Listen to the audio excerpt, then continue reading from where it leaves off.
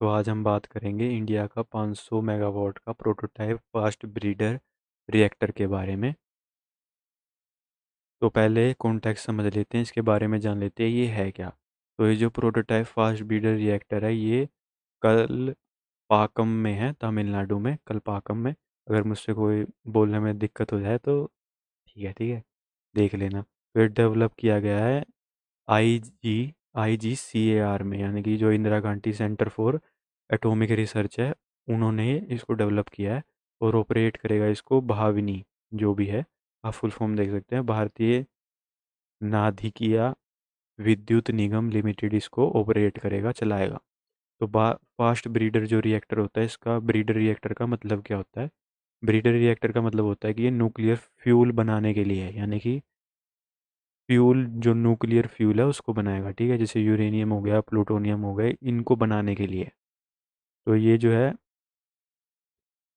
हाँ, इंडिया जो है फोर्थ नेशन होगा ब्रीडर, फास्ट ब्रीडर रिएक्टर बनाने वाला। पहला था रशिया, जापान, फ्रांस, ये तीन देश ही बना पाए हैं फास्ट ब्रीडर रिएक्टर अभी तक पूरे वर्ल्ड में। और इंडिया जो हो जाएगा वो, इंडिया का जो है 3 स्टेज का प्लान है थोरियम को यूज़ करने के लिए, ठीक है। तो न्यूक्लियर प्रोग्राम और थोरियम जो है, यानी कि थोरियम को यूज़ करने के लिए इंडिया ने ये प्रोटोटाइप फास्ट ब्रीडर रिएक्टर बनाया है। क्यों? क्योंकि इंडिया के पास 95% है पूरे वर्ल्ड का थोरियम। तो इस थोरियम को अगर यूज़ करना है तो इसे कन्वर्ट करना पड़ेगा न्यूक्लियर फ्यूल में। तो ये वर्क कैसे करता है? तो इसमें यूज़ किया जाता है मिक्स्ड ऑक्साइड, जिसे हम MOX बोलते हैं, जिसमें हम प्लूटोनियम 239 और यूरेनियम 238 का यूज़ करते हैं। और प्लूटोनियम जो है वो फ्यूज़न में चला जाता है, यानी कि प्लूटोनियम से ही रिएक्शन करवाया जाता है। और ये जो जिस न्यूट्रॉन जो हैं वो कन्वर्ट कर देते हैं यूरेनियम 238 को प्लूटोनियम में, ठीक है। प्लूटोनियम 239 में कन्वर्ट हो जाता है इस रिएक्शन की वजह से, प्लूटोनियम के फिजन की वजह से। तो अब जो ये प्लूटोनियम जो है वो यूज़ किया जाएगा थोरियम रिएक्टर में, थोरियम को कन्वर्ट करने के लिए यूरेनियम में, ठीक है। जैसे मैंने कहा फिजिबल, अगर हमें फिजिबल फ्यूल में कन्वर्ट करना है थोरियम को, तो हमें इस स्टेज की ज़रूरत है, जो कि है जो दूसरी है, स्टेज 2 है। इसलिए इस रिएक्टर को बनाया गया है स्टेज 2 के अंदर। तो इसमें जो है वाटर का यूज़ नहीं किया गया है। क्यों? क्योंकि जो वाटर है वो न्यूट्रॉन्स को स्लो कर देता है। और फास्ट ब्रीडर रिएक्टर का मतलब ये है कि इसमें न्यूट्रॉन स्लो नहीं होते, ठीक है, जितनी स्पीड से वो निकले हैं।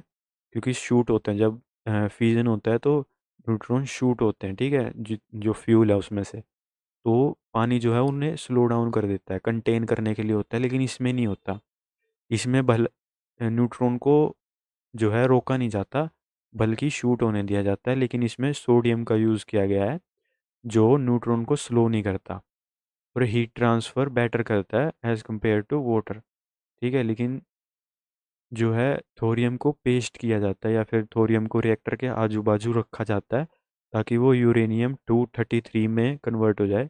अगेन ये फेज़ 2 में बनाया गया है, जिसका मेन मकसद है थोरियम को यूरेनियम में बदलना, फिजिबल मटेरियल में बदलना, जिसके लिए ये रिएक्टर बना है, फास्ट ब्रीडर रिएक्टर। तो ये 2 लेयर ऑफ सोडियम होती है और 2 लेयर ऑफ कंक्रीट का यूज़ करते हैं, ठीक है। हम इसके स्ट्रक्चर के बारे में आगे जानेंगे कि कैसे ये बना है, इसका डिज़ाइन क्या है एग्जैक्टली। तो जो फर्स्ट लेयर ऑफ कंक्रीट है वो स्टॉप करती है रेडिएशन को।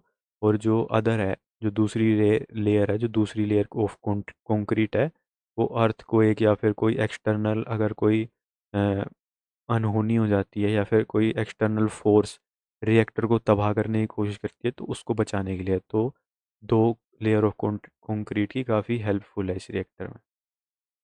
तो प्रॉब्लम के बारे में जान लेते हैं। जो सोडियम जो है वो, उसका एक एडवांटेज ये है कि वो लो प्रेशर ऑपरेशन कर सकता है, यानी कि उसको ज़्यादा हीट या प्रेशर में की ज़रूरत नहीं होती हीट ट्रांसफ़र के लिए, हीट ट्रांसफ़र बेटर हो जाती है इससे। जो सेकंड लेयर ऑफ सोडियम है वो ट्रांसफ़र करती है हीट को, ठीक है। और जो पहली लेयर है वो कहीं ना कहीं आइसोलेट करती है, ठीक है, जितना भी न्यूट्रॉन निकल रहे हैं या फिर जितना भी रेडिएशन निकल रहे हैं उसको। तो आर्गोन गैस भी इसमें यूज़ की गई है रिएक्टर में, ताकि अगर सोडियम जो है लीक हो जाए, जो रेडियो एक्टिव सोडियम है जो फर्स्ट लेयर में, अगर वो लीक भी हो जाए तो भी उसे कंटेन किया जा सके आर्गोन की मदद से। क्योंकि सोडियम जो है हाईली रिएक्टिव होता है, वो किसी भी चीज़ से रिएक्ट कर जाता है बहुत जल्दी। हवा में फट सकता है, ठीक है, पानी में फट सकता है, जिससे एक्सप्लोजन हो सकता है, ठीक है। तो इसकी वजह से ये रिएक्टर काफ़ी ज़्यादा कॉम्प्लेक्स हो जाता है। इस वजह से सिर्फ 3 नेशन ने ही इसे अभी तक बनाया है, क्योंकि किसी का दिमाग ख़राब नहीं है इतना कॉम्प्लेक्स रिएक्टर बनाएंगे। लेकिन इंडिया को बनाने की इसलिए ज़्यादा ज़रूरत थी क्योंकि हमारे पास थोरियम का काफ़ी बड़ा रिजर्व है, और अगर हम उसे हार्नेस करना सीख लेते हैं तो वो काफ़ी बढ़िया होगा देश के लिए, ठीक है। और इसकी एक और जो प्रॉब्लम वो है कि ये रिएक्टर काफ़ी कॉस्टली होता है मेंटेन करना, क्योंकि सोडियम जो है वो काफ़ी हो सकता रिएक्टिव भी है, और वो फटता भी है। और अगर उसमें थोड़ा सा भी लीक हो गया रिएक्टर में तो सोडियम फट जाएगा। तो काफ़ी ज़्यादा कॉस्टली है इसको मेंटेन करना लॉन्ग टर्म में। तो जो ये पूरा प्रोग्राम है PFBR जो है, उसको पहले भी फाइनेंशियल डिस्ट्रेस का सामना करना पड़ा है, क्योंकि ये 2012 तक बन जाना था। लेकिन इसको बनते बनते 2025 हो गए हैं, और इसकी एक्सपेक्टेड लाइफ सिर्फ और सिर्फ 40 साल ही है, ठीक है। 40 साल ये रिएक्टर ढंग से चल सकता है। इसके बाद इसको मेंटेनेंस की और कंटिन्यूस पैसा इसमें मतलब फूकेगा, ठीक है, 40 साल के बाद। और न्यूक्लियर जो वेस्ट है वो हार्ड टू, अभी भी बहुत से देश ढंग से न्यूक्लियर जो वेस्ट है वो नहीं कर पाए हैं सोल्व, ठीक है। और ये तमिलनाडु के किसी कोस्टल एरिया के पास बना है, तो हो सकता है कि पानी भी कंटेमिनेट हो जाए अगर ये किसी तरीके से फट जाता है या फिर कुछ अनहोनी हो जाती है तो। और जो थोरियम 232 है वो फिजिबल बनाना पड़ता है, ठीक है, वो अपने आप फिजिबल है नहीं, ठीक है। तो उसमें यूरेनियम 233 में उसको कन्वर्ट करना बहुत ही ज़्यादा कॉम्प्लेक्स है अपने आप में। इससे अच्छा तो यूरेनियम ही यूज़ कर लो ना सीधा।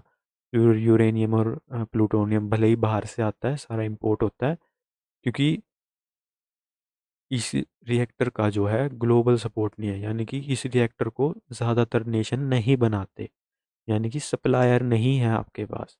इसको मेंटेन करने के लिए आपको ज़ीरो से बनाना पड़ेगा, ज़ीरो से हर चीज़ करनी पड़ेगी, ठीक है। और थोरियम जो है वो धीरे धीरे कन्वर्ट होता है, ठीक है। जैसे मैंने बताया कि रिएक्टर वॉल के आसपास रखा जाएगा ताकि वो यूरेनियम में कन्वर्ट हो जाए।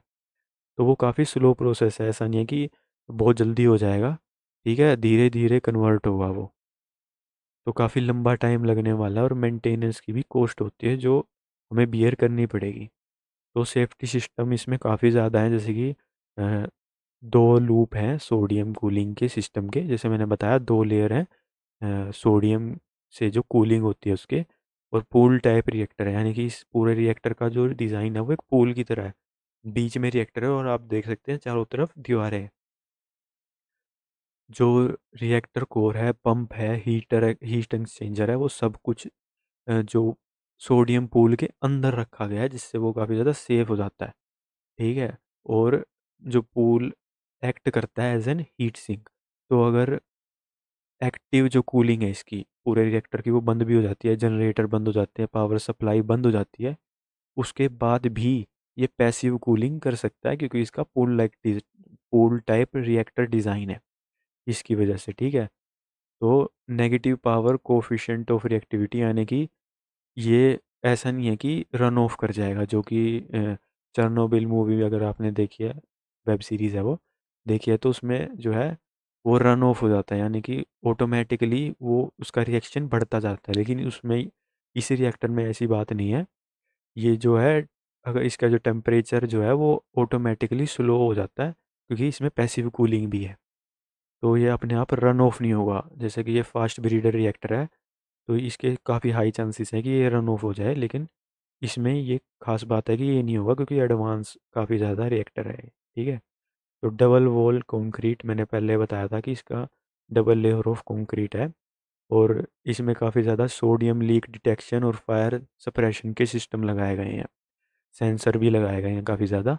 और रिडेंडेंसी सिस्टम जो है, जैसे कि डीजल जनरेटर और बैटरी सिस्टम भी लगाए गए हैं, ताकि इसकी कूलिंग ख़त्म ना हो, ठीक है। क्योंकि अगर कूलिंग ख़त्म हो जाती है, सोडियम जो कूलिंग सिस्टम है उससे अगर हम एनर्जी नहीं देते उसको, इलेक्ट्रिसिटी नहीं देते, तो वो बंद पड़ सकता है, जिससे अंदर से ये रिएक्टर पिघल सकता है। ठीक है, तो वही बात हो जाएगी, रन ऑफ हो जाएगा ये रिएक्टर।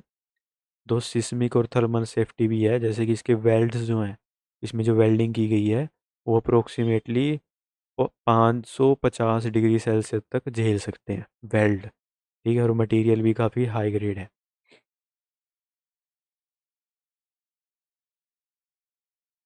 ये जो है सिर्फ इलेक्ट्रिसिटी बनाने के लिए नहीं है, बल्कि थोरियम को यूज़ करने के लिए है।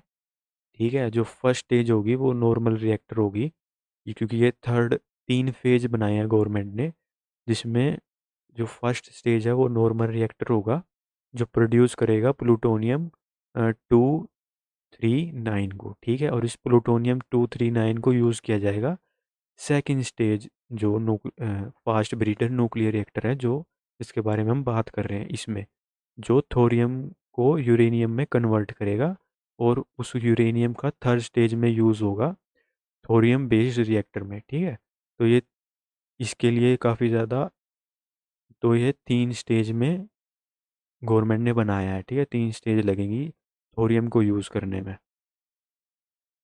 तो thanks for watching this video. अगर वीडियो अच्छी लगी लगी हो और इन्फॉर्मेटिव लगी हो तो like share and subscribe my channel.